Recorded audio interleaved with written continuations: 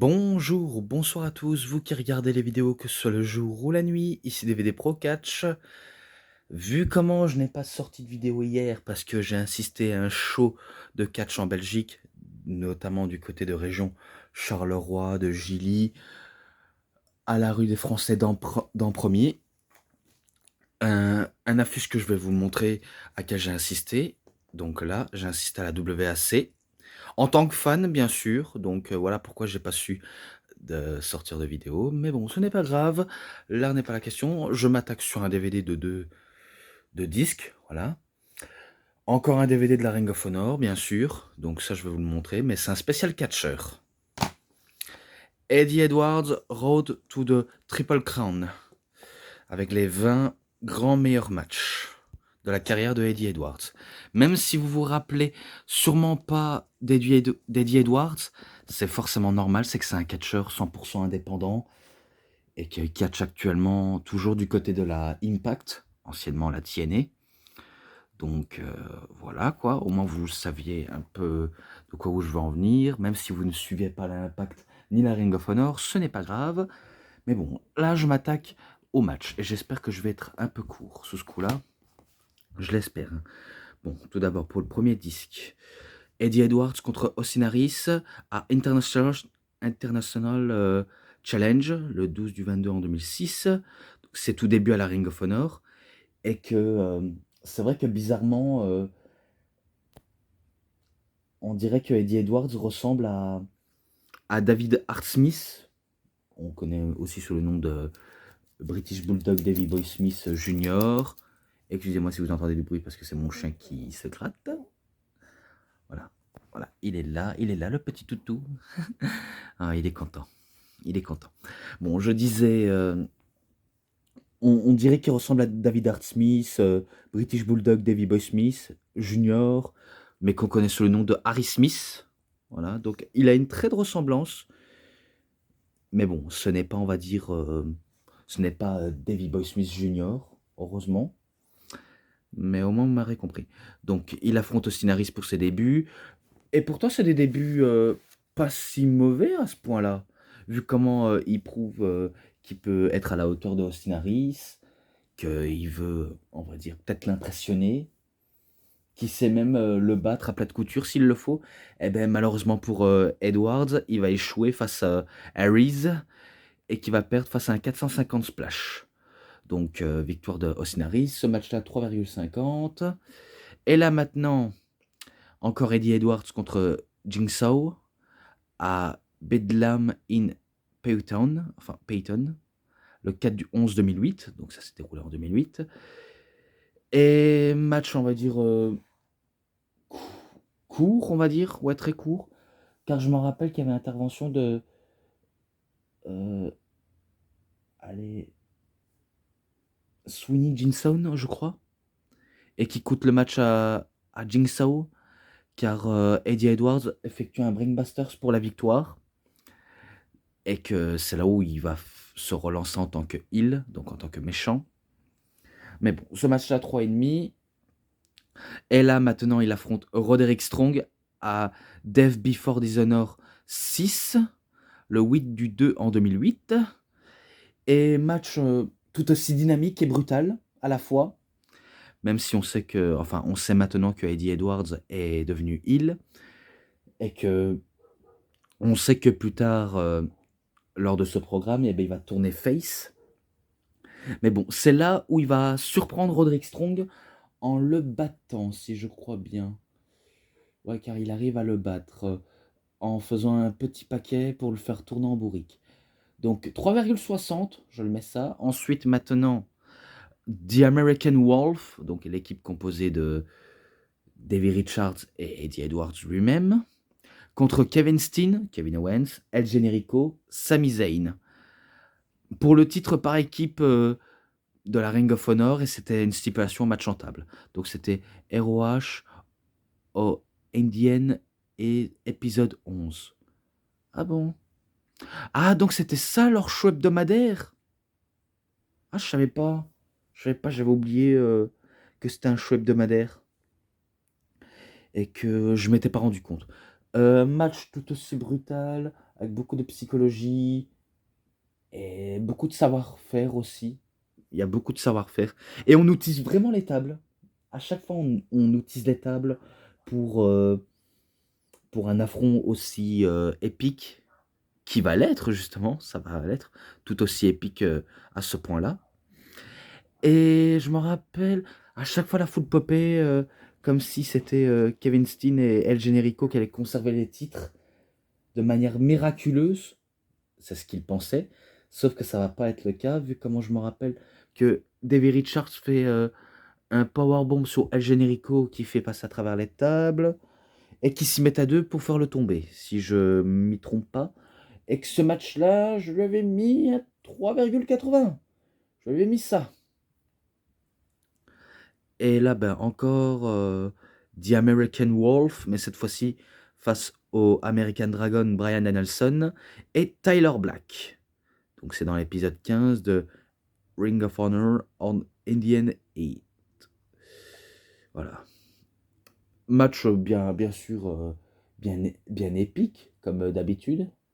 Et que à chaque tentative de la part de Danielson et Black pour essayer de capturer les titres aux loups américains, parce qu'il faut dire American Wolf, ça veut dire les loups américains. Justement, le loup américain, ben, c'est aussi Davey Richards, qui a apporté son slogan, vu comment c'est un loup-garou totalement sauvage, imprévisible, tandis que Edwards, lui, c'est plutôt un peu le côté fugueux et technique, à la fois, parce qu'il est très très technique, Edwards. Et malheureusement pour Black et... Oui, Black et... Putain, allez... Black et Danielson, ils vont pas réussir à remporter les titres, car si je crois bien, c'est soit Black, c'est soit Danielson qui se fait avoir par un petit paquet de la part de soit Richards ou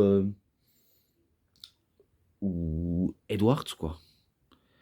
Et qu'ils perdent le match, et que ce match-là, je lui ai mis un 3,90 ou 3,89.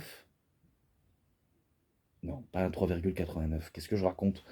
3,90 quoi. 90, ouais, on va dire ça comme ça. Et là, maintenant, il affronte Bryan Danielson à Elkut Above, le 4-24 en 2009. Donc ça s'est déroulé en 2009. Alors, match tout aussi bien technique, de la bonne technicité comme j'ai l'habitude d'en voir. Et que même si les matchs ont été un peu longs sous les bords, moi il m'a très bien plu. Et à chaque fois, Edwards cherchait à faire tourner en bourrique Bryan Danielson. À chaque fois, il n'arrête pas de le faire tourner en bourrique. Et qu'il arrive à l'avoir avec un petit paquet. Donc c'est Edwards qui arrive à battre Danielson en le surprenant. Donc il a été très très fougueux sur ce coup-là. Un match que je lui mets 4. Voilà, je lui mets 4.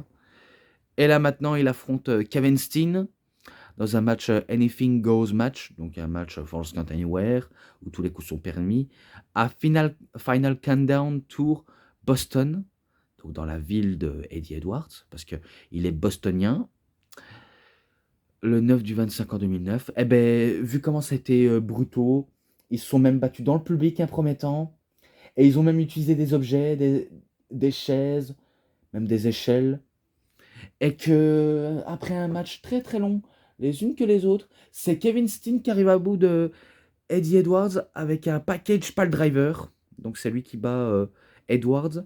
Ce match-là, je lui mets un 3,70 ou 3,70 si vous préférez. Et là maintenant, les American Wolves, donc Richards et Edwards, ils affrontent les Young Bucks. Donc Matt Jackson et Nick Jackson à Ring of Honor of Indinet, quoi. Épisode 46. Match totalement fou. J'ai pas les mots à dire si ce n'est qu'il était fou. Et qu'à chaque fois, les Bucks voulaient à chaque fois les surprendre. Et surtout, faire leur slogan Super Kick Party. Vu comment ça a été un festival de Super Kick. Et pourtant envers les les catcheurs vétérans, technicité, faut dire, ils en gagnent vraiment au plus haut point de l'assurance, hein, avec le temps. Mais malgré leur effort de tentative d'essayer de conserver les titres, si je crois bien. Non, c'était pas pour les titres. C'était pas pour les titres parce que sinon ils auraient marqué. Eh ben, ils perdent face aux Bucks en se faisant surprendre avec un petit paquet. Donc 3,80, je lui mets. Et là maintenant, ben, les deux American Wolves qui s'affrontent pour le titre de la télévision de la Ring of Honor Tournament. Et que si je crois bien, c'est pour le titre et c'était en finale. Justement, il est marqué finale. Donc Eddie Edwards contre Davey Richards. Bien sûr, encore Ring of Honor HDN Net, épisode 55.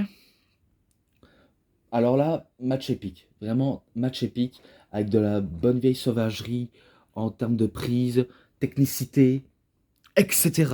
Bref, j'en dis des mots. Et le match a été en plus long pour savoir qui est meilleur que l'autre.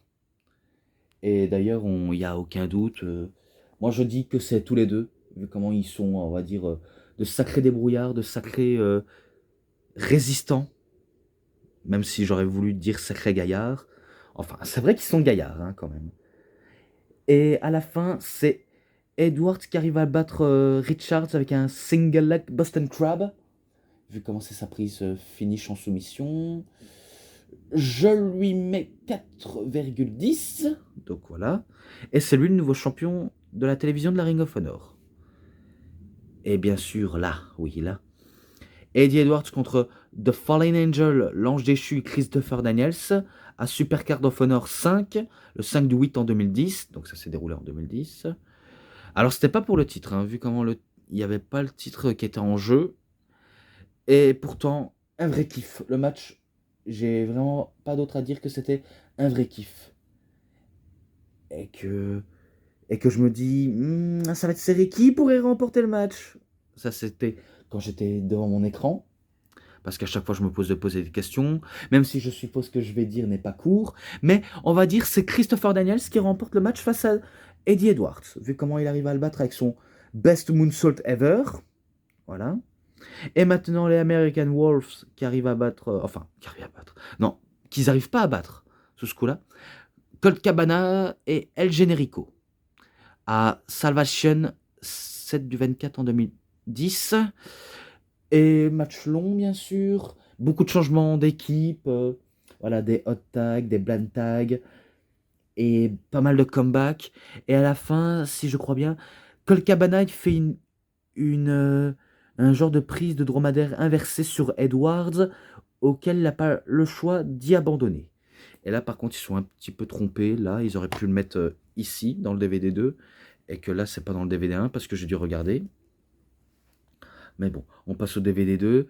Eddie Edwards contre Tyler Black. Champions of Challenge. Le 8 du 27 en 2010. Alors, le titre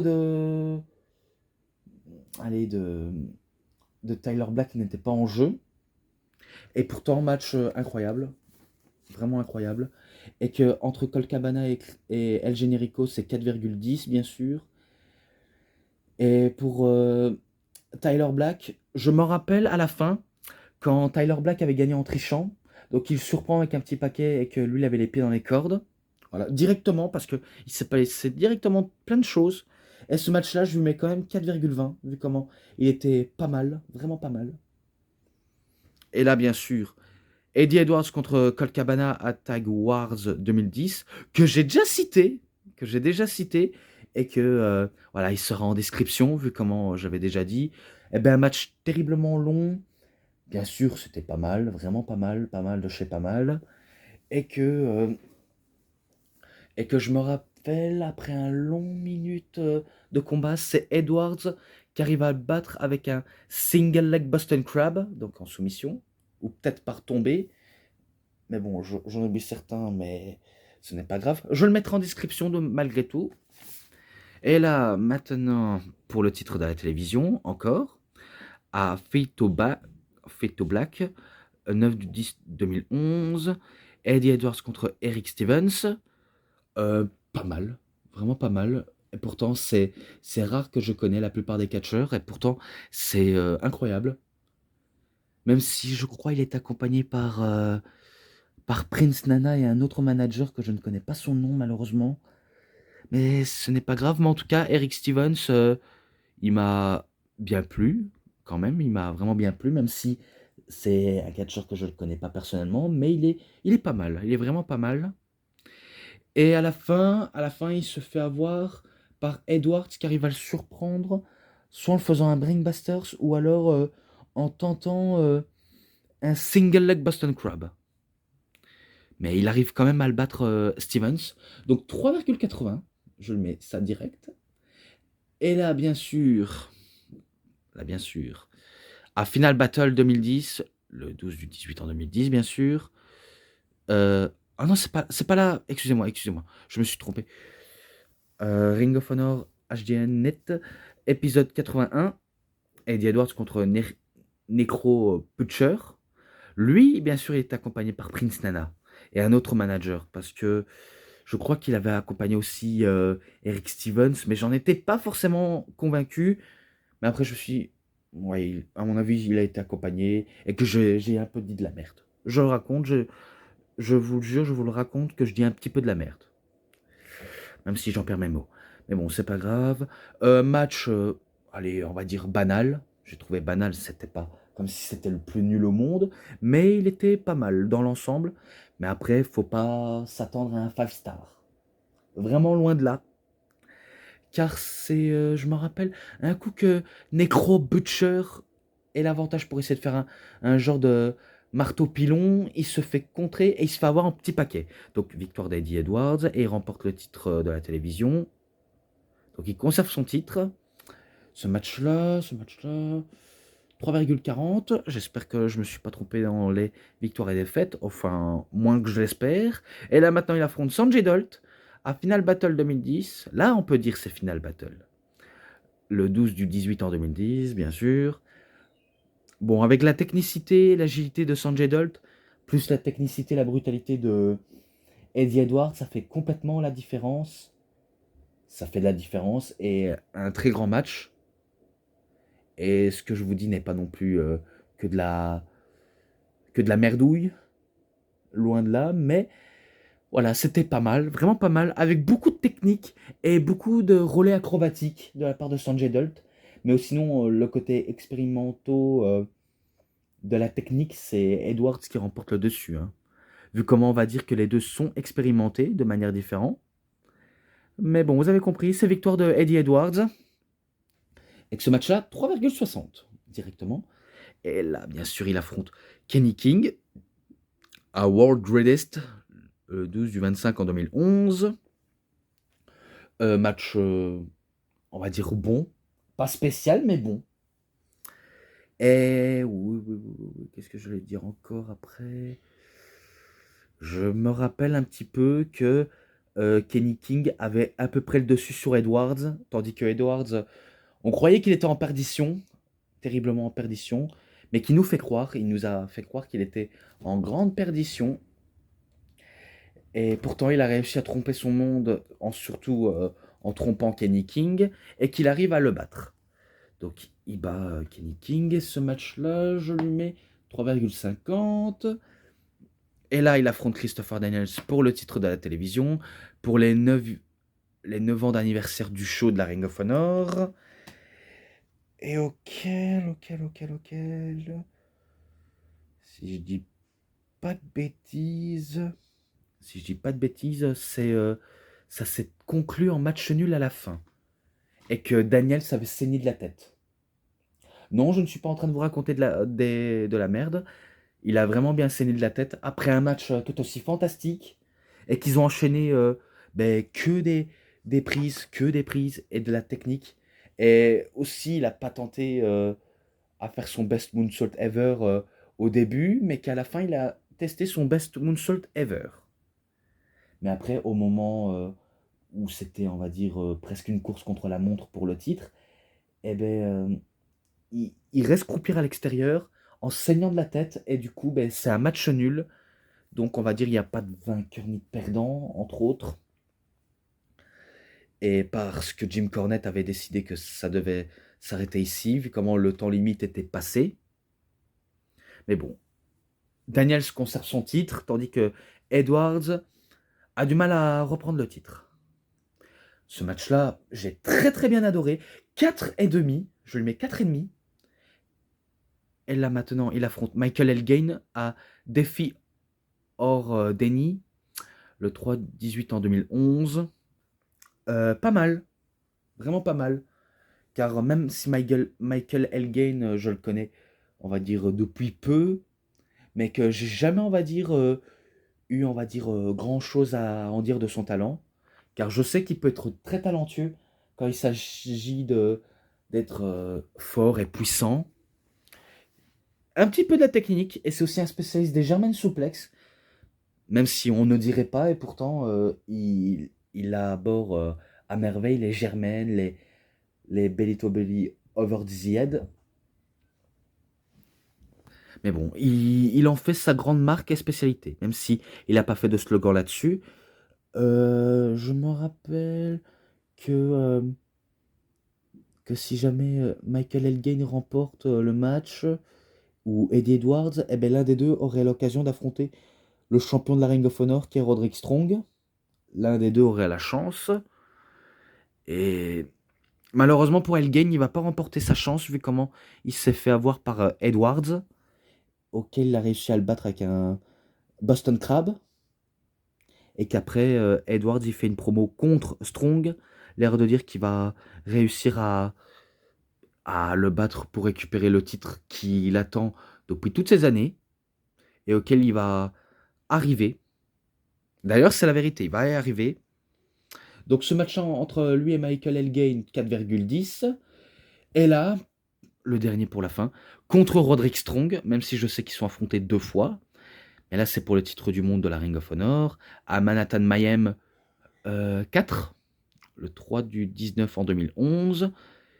Donc peut-être qu'il y en a qui s'attendraient à la belle der. Mais là, il n'y aura pas de belle. Là, comme on peut le dire, c'est tout belt pour Edwards et 0 belt pour Strong. Mais que là, si je crois bien, Strong, il se montrait de manière arrogante vers son adversaire. Et que on sait qu'il se concentrait particulièrement sous le dos, un truc qu'il adore faire, craquage de dos sur craquage de dos, vu comment il se fait appeler Mr. Backbreaker. Donc il enchaînait que des backbreakers sur Edwards, tandis que Edwards, totalement, on va dire, endolori du dos, il essaie de trouver la force physique pour y arriver, malgré la douleur qui l'entoure. Et je me rappelle, à la toute début de fin, il arrive à mettre en perdition Strong, et il tente tout ce qu'il peut. Brainbusters, et à chaque fois il tentait même sa single leg Boston Crab. Donc à chaque fois il tentait, même surtout à le faire traîner au centre du ring. Là l'émotion elle est là, elle est vraiment là l'émotion en plein match. Et un match très rigoureux. Est-ce que Strong va taper ou s'en sortir? Eh bien non, il va taper. Donc victoire de Eddie Edwards qui remporte le titre de la Ring of Honor mondial. Et que voilà, il a le respect de Roderick Strong. Et aussi par son collègue, ami, associé Davey Richards qui lui enfile la ceinture en le félicitant pour qu'il fête avec lui.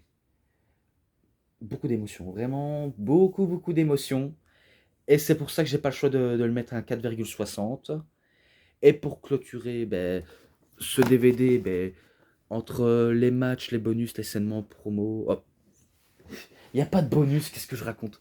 Donc pour clôturer le DVD, les matchs, l'ensemble, parce qu'il n'y a pas de segment promo et de bonus. Ouais, je sais, j'ai dit n'importe quoi, mais faut dire, je suis un peu endormi, un peu sous la lune des fois, comme je le dis à chaque fois. Eh ben, je lui mets pour tout ça 4,40. C'est pas spécial, mais je lui mets ça. Et bon, vu comment je me suis attaqué à Eddie Edwards, maintenant je vais m'attaquer à un de ses collègues dans The American Wolf.